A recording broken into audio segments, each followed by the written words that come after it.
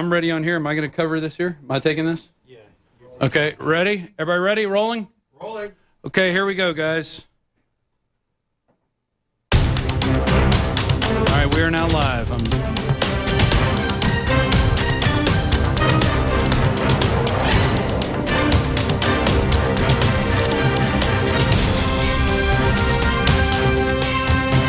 going to go to 5 first, right? Do it over again. And because early voting runs through this Friday, you don't have to wait till Election Day.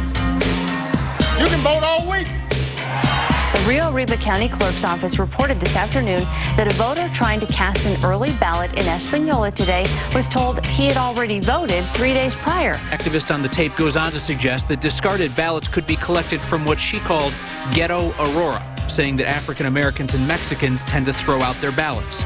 And as for those programs we do need, I'll make them work better and I'll make them cost less. Thousands of federal workers are issued taxpayer-funded credit cards so long as they buy items that cost less than $3,000 or micro purchases. Our review found about $20 billion in just about the course of a year. We'll save billions by cutting waste and improving management and strengthening oversight. We asked all of these other major federal agencies based here in D.C. for their micro purchase shopping lists, and all refused. I'm pledging to cut the deficit we inherited by half by the end of my first term in office. The Independent Congressional Budget Office warning a new fiscal crisis is coming if Washington doesn't get its spending in check. Raising the debt ceiling, which has been done over 100 times, does not increase our debt.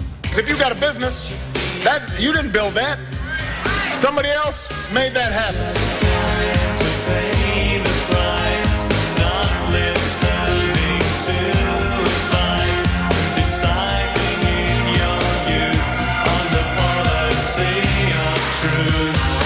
Live from the INFOWARS.com studios.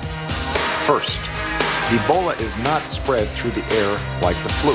Ebola is capable of entering human airway cells. Ebola is primed to be able to have respiratory transmission. Crashing through the lies and disinformation. It's Alex Jones. You are either with the Republic or against it.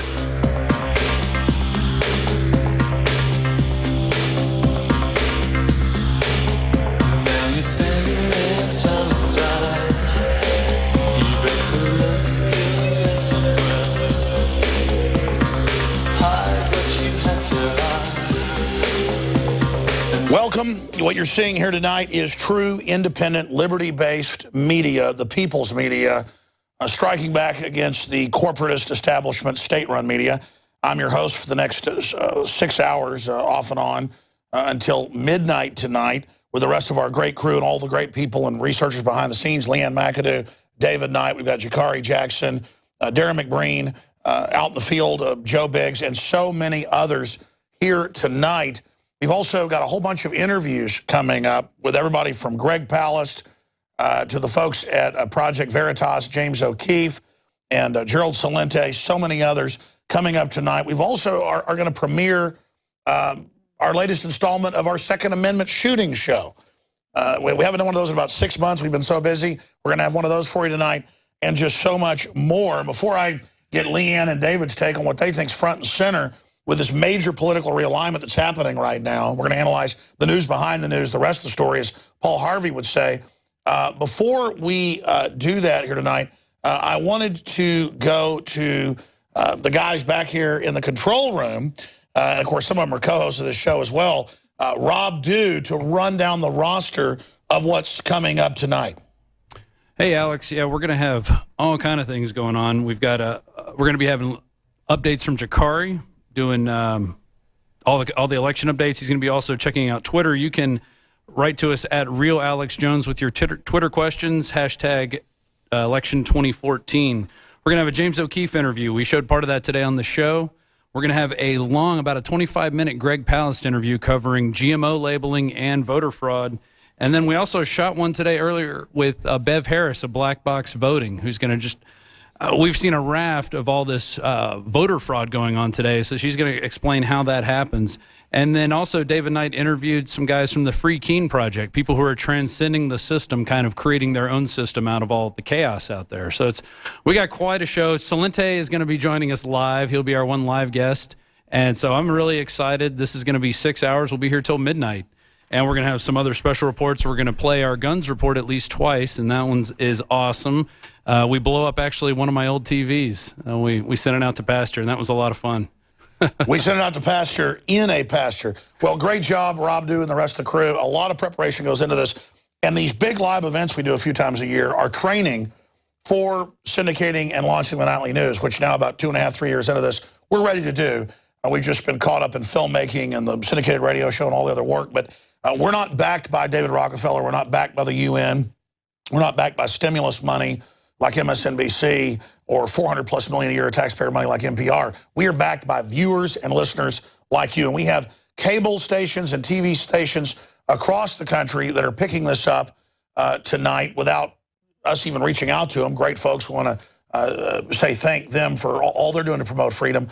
And we have a huge list of stations and affiliates ready as soon as we officially launch the INFOWARS Nightly News, not just at prisonplanet.tv and YouTube, where we're also live streaming right now, but on so many other platforms because liberty is popular. Think about the fact that when things like CNN launched back in the early 1980s, they had as many as 20 million viewers a night. Now their biggest shows have 500,000 viewers a night. MSNBC is the same.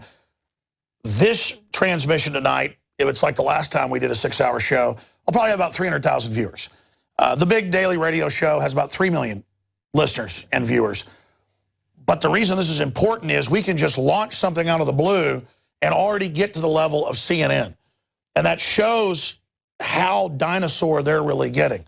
We could send 3 years ago reporters like Paul Watson and Aaron Dykes to Switzerland to cover the Bilderberg Group. We had 5.5 million views just on Justin TV and Ustream in 2 days. We can make documentary films like Obama Deception, seen more than 40 million times on Google and YouTube. So I'm not here tonight talking about the election, bragging about the INFOWARS platform, but it's something you help build with your support, but it also shows the power of the people. Now, there's so much to talk about tonight. We're not going to just sit here this evening, and we are going to do it. I'm going to do it. David's going to do it. Jakari's going to do it. We're going to have Joe Biggs out there with the big governor's race in Texas. I mean, we've got people on the ground. We're going to be covering the horse races. But this is bigger than just some NFL game or some National Baseball League game or basketball. It's not just about watching the game tonight and seeing the scores. It's about seeing how big this political realignment is going to be, and can the establishment Republicans that are again in the news today, demonizing the Libertarian Tea Party, can they stop a revolution, a peaceful revolution, through the political process? And when we talk about the Free Keene Project or the Porcupine Movement in New Hampshire, there's hundreds of ways to vote, not just the ballot box, the grand jury box, the jury box, the cartridge box, but voting with your dollars, voting with your actions, voting by speaking up yourself in the court of public opinion. This tyranny can't grow and can't continue if we withdraw even a few percentage points of our support. This is a 21st century war. We're fighting these suited globalists that use fascism, socialism, marketing, you name it, to control populations. They use deception, we use truth. And so when we stand up against them, they fail. It was Thomas Jefferson said that all that evil men and tyrants need to flourish is that good men and women do nothing. The establishment has their teleprompters written by PR firms. We have research. We have passion. We have the fact that we wear on our sleeve our bias of loving liberty, of telling the truth, of supporting freedom, of supporting the underdog, of standing up against oppression. Not because we're heroes, but because we want to be treated like that as well. We understand that what happens to the little guy ends up happening to us. We understand that we're all in this great journey of being alive and conscious together, and it's an amazing time. So I'm so honored to be here with all the viewers tonight that have tuned in. I want to just say great job to the crew. So many of them here are already here at 8:30 this morning running my syndicated daytime radio show, and they're up here tonight. And we're almost there of hiring a next wave of crew and reporters so that we really have some depth in our lineup, to use a football analogy. So we're going to look at what will Obama do, once he's a lame duck with all the executive orders. We're going to look at the huge amounts of election fraud going on. We're going to look at solutions, a way to fight this. We're going to look at how so many candidates in the Republican Democratic Party really don't disagree with each other when it comes to NSA surveillance, police state, open borders. Though there are some candidates and some politicians on both sides of the left-right paradigm who actually do the right thing. And they're being targeted by special interest groups, people like Warren Buffett, Ted Turner, Bill and Melinda Gates Foundation, and, of course, Bloomberg. So it's all going to be broken down here tonight. And listen, you can participate. You're the real power of the InfoWar. Go to InfoWars.com. Go to Real Alex Jones on Twitter. Get those live links to InfoWars.com/show or to our election coverage. Flood Twitter. Flood Facebook. The establishment made sure that they could have Facebook and Twitter, that Zuckerberg says is for dumb effers that trust him, Facebook, so that they can push establishment garbage, so they can propagandize the population. But they can't defeat human intelligence. They want the rise of the machines because they follow orders. They want an automated society. But if we don't act like machines, it's game over for them, ladies and gentlemen. So that's what it comes down to. I know there's the talent, whether it's in business or industry or the church or in families, in little movements and big movements, in small things we do, medium-sized things, large things we do, to change the world. It really comes down to good versus evil. So David Knight, before we launch into bipartisan treason, Boehner and others working to destroy any peaceful resolution, Kennedy said those that make peaceful action, to paraphrase him, impossible, make violent revolution an absolute guaranteed certainty, to butcher his statement. We probably pull that quote up, put it on screen later. But here we are at this crossroads. Before we really drill into this, not with idiot teleprompter news, but real analysis, out of this cornucopia of notes and documents and articles and video pieces, what do you think is most important about this realignment that we're clearly seeing happen right now? Alex, earlier today I talked to Mark Warden. He's a New Hampshire representative, state representative. He's part of the Free State Project. I think that's a good example when people say, the elections are so rigged that it's not even worth participating in it.